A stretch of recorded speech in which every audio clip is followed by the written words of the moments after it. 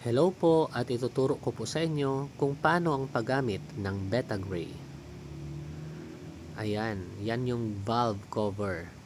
Nilalagyan niya ng Betagray bago ilagay yung valve cover gasket. Yan ang magsisilbing paste or glue. At dito naman sa kabilang side ng valve niya, nilalagyan rin nitong Betagray. Ang pinaka-purpose niya po ay para hindi mag-leak ang langis dito sa makina.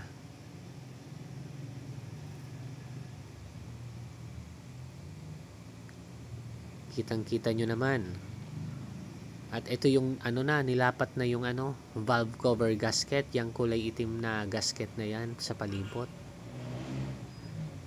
Tapos yan, papalibutang lagyan ng Betagray para talagang walang masasayang na langis na makakalabas sa loob ng valve ng makina.